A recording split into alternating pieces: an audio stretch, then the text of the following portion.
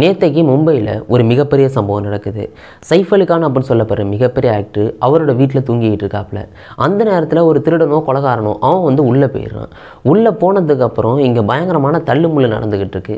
சைஃப் அலி கானுக்கும் அந்த திருடனுக்கும் வீட்டில் இன்னும் சில பேர்லாம் இருந்துகிட்டு இருக்காங்க. அந்த பயங்கரமான தள்ளுமுள்ள சைஃப் அலி கானுக்கு கிட்டத்தட்ட 6 கத்தி குத்து விழுந்துருது.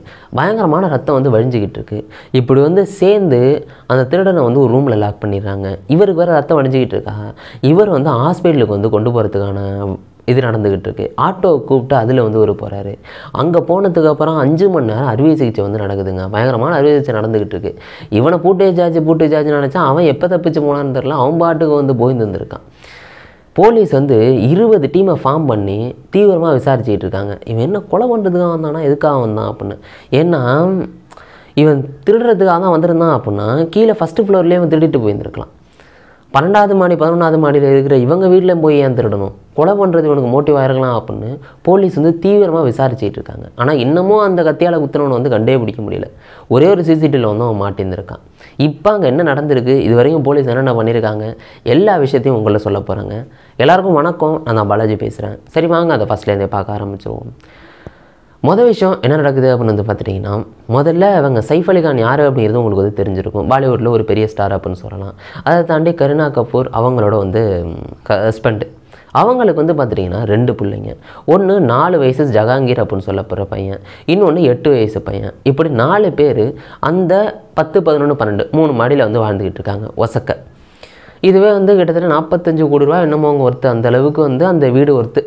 இவங்களுக்கு துணைக்கு ஆள் வேலை பார்க்குற ஆளுங்கள்லாம் இருந்துக்கிட்டு இருக்காங்க. அந்த 4 வயசு பையனை பார்த்துக்கிறதுக்கு ஒரு நர்ஸ் இருக்காங்க, 8 வயசு பையனை பார்த்துக்கிறதுக்கு ஒரு நர்ஸ் இருக்கிறாங்க. அந்த அளவுக்கு நல்லபடியாக தான் வாழ்ந்துக்கிட்டு இருக்காங்க. இப்படி அந்த வீடு பயங்கர செக்யூரிட்டியான வீடு அப்படின்னு சொல்லலாம். ஏன்னா இவங்க மேலே 3 அடுக்கில் இருந்தாலும் கீழே இருக்கிறவங்களும் நார்மலான ஆள்லாம் கிடையாது. அவங்களும் பெரிய பெரிய பணக்காரங்க தான். இங்கே செக்யூரிட்டிக்கு ஆளுங்கள்லாம் இருந்துக்கிட்டு இருப்பாங்க. இப்படிப்பட்ட வீட்டில் பார்த்துட்டிங்கன்னா புதன்கிழமை நைட்டு என்ன நடக்குதுன்னா, கரீனா கபூர் அவங்க வீட்டில் இல்லை. அவங்க ஃப்ரெண்ட்ஸோட வெளில போனதாக சொல்லப்படுது. அந்த நேரத்தில் சைஃப் அலி கானும் அவங்களோட 2 பிள்ளைங்களும் வந்துக்கிட்டு இருக்காங்க. அப்புறம் வேலை பார்க்குற ஆளுங்க. இப்படி நைட்டு எல்லோரும் படுத்து தூங்குறாங்க. அந்த சைஃப் அலி கானோட 2வது பையன் 4 வயசான ஜஹாங்கீர் மட்டும் கொஞ்சம் லேட்டாக தூங்குறாப்புல. அதனால் அந்த நர்ஸும் லேட்டாக தான் தூங்குறாங்க. இப்படி தூங்கி ஒரு 3 மணி நேரம் இருக்கும். ஒரு 1:30, 2 மணிக்கிட்ட நெருக்கமாக இருக்கும். அந்த நேரத்தில் யாரோ பாத்ரூம் இருக்குல்ல, அதில் லைட்டு போட்ட மாதிரி தெரியுது. இதை யார் பார்க்குறான்னா, அங்கே வேலை பார்த்துக்கிட்டு இருக்க ஒரு நர்ஸு தான் பார்க்குறாங்க. இப்போ நர்ஸு பார்க்குறவங்க என்னடா லைட் எரியுது, ஒருவேளை கரீனா கபூர் வந்துட்டாங்களோ இல்லாட்டி சைஃப் அலி கான் தான் அப்படி பண்ணுறாங்களோ அப்படின்னு அவங்க பார்க்குறாங்க. இப்படி கண்ணை முழிச்சு பார்க்குறாங்க. ஏன்னா நல்ல தூக்கத்திலே இருக்கிறாங்க. பட் ஒரு இடத்துல சுதாரிச்சிடுறாங்க. என்னடா அவன் தொப்பியெல்லாம் போட்டிருக்க மாதிரி தெரியுது அப்படின்னு கண்ணை முழிச்சு பார்த்தா இவன் வேற ஒரு ஆள் எவனோ உள்ளே பூந்துட்டான் அப்படின்னு நினைக்கிறாங்க. ஏன்னா இவ்வளோ பெரிய ஆக்டிவிட்டிக்குள்ளே யார் உள்ளே போக முடியும்? இவங்களுக்கே முதல்ல சந்தேகம். அதுக்கப்புறம் அவனை பின்தொடர்ந்து அவன் அந்த 4 வயசு பையன் இருக்கிற ரூமுக்கு போகிறான். இவங்க அவசரமாக ஓடி அந்த பையனை தூக்க போகிறாங்க. அவன் கையில் ஒரு ஹெக்ஸா பிளேடும் அப்புறம் ஒரு கம்பு மாதிரி எதுவும் வச்சுருக்கான். இவங்க குழந்தைய தூக்க போகிறாங்களா, அந்த நேரத்தில் இப்படி வாயை வச்சு இது மாதிரி பண்ணுறான். பேசாமல் இரு, இங்கே யாரும் வெளில போக முடியாது அப்படின்ற மாதிரி சொல்லியிருந்திருக்கான். உனக்கு என்ன வேணும் அப்படின்னு இந்த லேடி கேட்குறாங்க.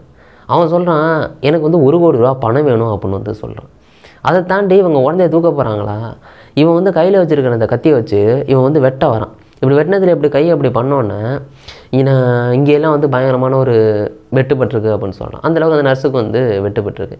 இவங்க அப்படியே பேசிகிட்டு இருக்காங்க. இந்த நேரத்தில் அப்படி சத்தம் போட்டதில் சைஃப் அலி கான் இருக்காங்கல்ல, அவங்க தூங்கினவங்க எந்திரிச்சிட்றாங்க. கரீனா கபூரும் எந்திரிச்சிட்றாங்க. அவங்க பார்ட்டிக்கு போனவங்க வந்துட்டாங்க.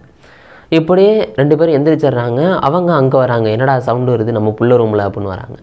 அங்கே பார்த்தா அவன் இது மாதிரி பண்ணிக்கிட்டு இருக்கானா, உனக்கு என்னடா வேணும் அப்படின்னு சைஃப் அலி கான் கேட்குறாப்புல.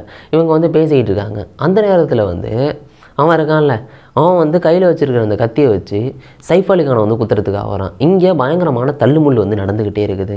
2 பேரும் அப்படி தள்ளுமுள்ளு நடந்துக்கிட்டே இருக்குது. அங்கே இப்போ சில கூட்டமே கூடுது. அங்கே வீட்டில் உள்ளவங்க எல்லாருமே. கரீனா கபூர் அந்த இடத்துல தான் இருக்கிறாங்க. 2 நர்ஸு அங்கே வந்துடுறாங்க.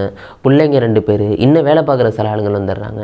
இப்படி தள்ளுமுள்ளு நடக்குது. எப்படியோ போராடி எல்லாரும் என்ன பண்ணுறாங்கன்னா, அவனை ஒரு ரூமில் தள்ளி லாக் பண்ணிடுறாங்க. அந்த நேரத்தில் பார்த்தா சைஃப் அலி கானுக்கு 6 இடத்துல கத்தி குத்து விழுந்துருது. கழுத்து முதற்கொண்டு பின்னாடி முதுகுத்தன்லேருந்து எல்லா இடத்துல ஒரு 6 இடங்களில் கத்தி குத்து விழுந்துருது.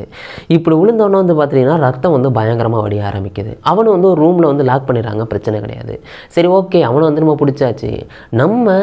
நம்ம ஹாஸ்பிட்டலுக்கு போகணும் அப்படின்ட்டு சைஃப் அலி கான் அப்புறம் எல்லாம் இருக்காங்கல்ல, உடனே அவசர அவசரமாக கிளம்ப ரெடி ஆகுறாங்க. அப்போ வந்து ஒரு 3 மணியெல்லாம் ஆகிடுது. விடிய கால நேரம் அதெல்லாம் நடந்துக்கிட்டு இருக்குது. இப்படி 3 மணியெல்லாம் கிட்டத்தட்ட ஆகிடுதா, இவங்க வந்து கீழே வந்து வராங்க. கீழே வர்றவங்க இவங்கள்ட்ட காரெல்லாம் இருக்குல்ல, என்ன பெரிய ஆக்டர் யோசிச்சு பாருங்கள், காரெல்லாம் இருக்காதா என்ன. பட் காரை இப்போ ஒர்க் அனுச்சா ஒர்க் ஆலையான்னு தரல, இவங்க வந்து காரில் போகல. ஒரு லேடி என்ன பண்ணுறாங்கன்னா, அந்த நேரத்தில் போகிற ஒரு ஆட்டோ வந்து கூப்பிட்றாங்க. சரி இங்கேருந்து கூப்பிட்றாங்க அப்படின்னா, அந்த டிரைவர் வந்து போன ஒரு யூட்டர்ன் போட்டு வர்றாரு, என்னம்மா அப்படின்னு. இது மாதிரி ஹாஸ்பிட்டலுக்கு போகணும் அப்படின்னு சொல்கிறாங்க. சைஃப் அலி கான் வந்து ஏறி உட்காராப்புல. அந்த நேரத்தில் கூட போகிறது 7 வயசு பையங்க, 8 வயசு பையன், 8 வயசு பையன் தான் வந்து கூட உட்காராப்புல, அவங்களோட பையன். ஆனால் இந்த சம்பவம் நடந்த உடனே வந்த தகவல்கள் எப்படின்னா, சைஃப் அலி கானுக்கு முதல்ல ஒரு கல்யாணம் நடந்துச்சு. அதில் ஒரு 23 வயசு பையன் இருக்கான்.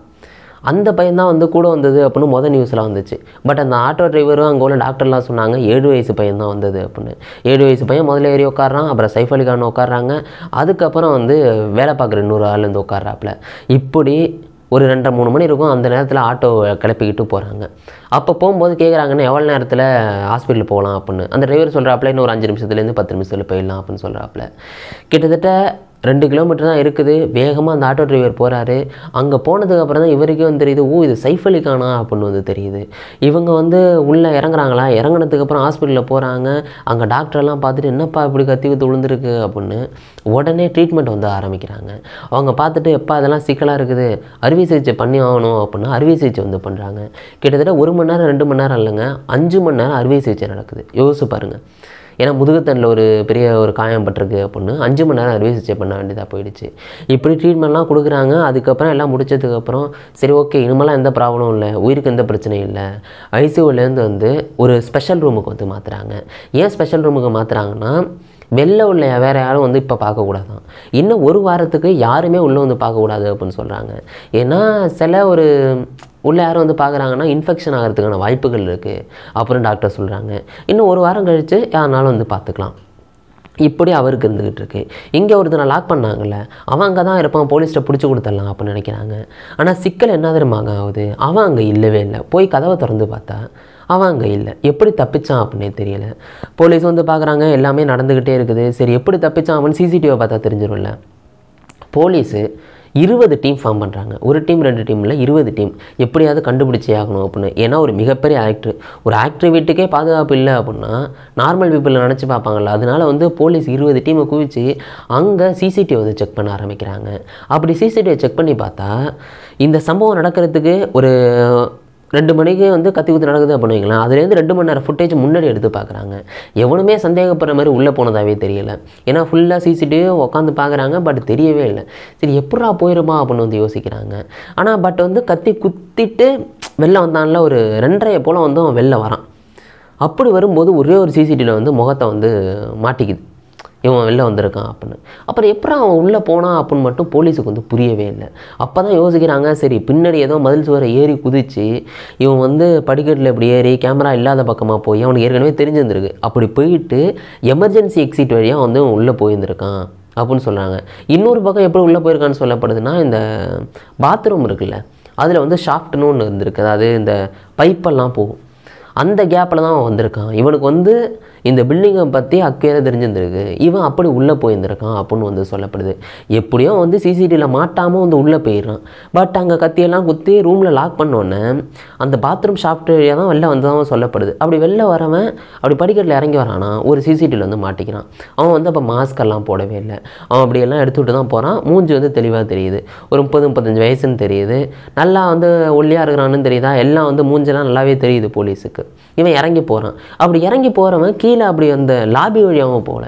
அப்புறம் தான் தெரியுது இவன் ஏதோ குருகோயில் அப்படி எங்கிட்ட எகிரி கூச்சி எப்படியோ போயிருந்திருக்கான் அப்படின்னு மட்டும் தெரியுது. போலீஸ் வந்து தீவிரமாக வந்து விசாரிக்க ஆரம்பிக்கிறாங்க. இவன் இறங்கினதுக்கப்புறம் ரயில்வே ஸ்டேஷனுக்கு போனதாலாம் சொல்லப்படுது. 20 டீமும் வந்து அக்கு வேற ஆணி வேற பிரித்து வந்து இவனை தேடிக்கிட்டு இருக்காங்க. பட் என்ன சீக்கிரம்லாம் 40-45 மணி நேரம் ஆகிட்டு இப்போ வரைக்கும் வந்து அவனை வந்து கண்டே பிடிக்கலை. போலீஸ் எவ்வளோ தீவிரமாக வந்து விசாரித்தாலும் இப்போ வரைக்கும் வந்து அவனை கண்டே பிடிக்க முடியலை. பல சிக்கலாகுது இது. ஏன்னா வந்து ஒரு ஆக்டர் வீட்டுக்குள்ளே இப்படி ஒருத்தன் உள்ளே போடுறான்னா யோசிச்சு பாருங்களேன். அவ்வளோ சொத்து மதிப்புள்ள அந்த வீட்டுக்குள்ளே ஒருத்தன் இப்படி அசால்ட்டாக உள்ளே போயிருந்துருக்கான். அப்போனா நார்மல் பீப்புள் வீட்டுக்குள்ளே எவனாலும் உள்ளே போடலாமா அப்படிங்கிற கேள்வி வந்து வர ஆரம்பிக்குது. பட் இருந்தாலும் போலீஸால் முடிஞ்சது என்ன, இனிமேல் இவனை கண்டுபிடிச்சி எதுக்காக உள்ளே போனால், ஏன் உள்ளே போனால் அப்படின்னு மட்டும்தான் கேட்க முடியும். இதுலேருந்து நம்மளுக்கு நல்லா தெரிகிற விஷயம் என்னென்னா, படத்தில் தான் 1000 துப்பாக்கி வச்சு சுடுவாங்க, ஹீரோவுக்கு ஒரு புல்லட்டும் படாது, அவர் தப்பிச்சிருவாப்புல. ஹீரோ திரும்பிக்கிட்டு ஒரே புல்லட்டு தான் சுடுவாப்புல, வெளில வந்து செத்துருவான். அது படத்தில். ஆனால் ரியலில் ஒரு கத்தி வச்சு குத்துனா கண்டிப்பாக எல்லாருக்கும் இறங்க தான் செய்யும். சைஃப் அலி கான் எவ்வளவோ போராடி பார்த்து தான் அந்த ஒருத்தனை வந்து தள்ள நினச்சாங்க. பட் அவருக்கு பயங்கரமான கத்தி குத்து விழுந்திருக்கு. ரியல் வேறு, ரீல் வேறு, அதை நம்ம தெரிஞ்சுக்கணும். இந்த சம்பவத்தை பற்றி நீங்கள் என்னங்க நினைக்கிறீங்க? உங்கள் மனசுக்கு என்ன தோணுதோ அதை கீழே கொண்டு வந்துடுங்க. நீங்கள் என்ன நினைக்கிறீங்கிறத நான் தெரிஞ்சுக்கிறேன். நாளைக்கு இன்னொரு வீடியோவில் நான் உங்களை சந்திக்கிறேன். By guys.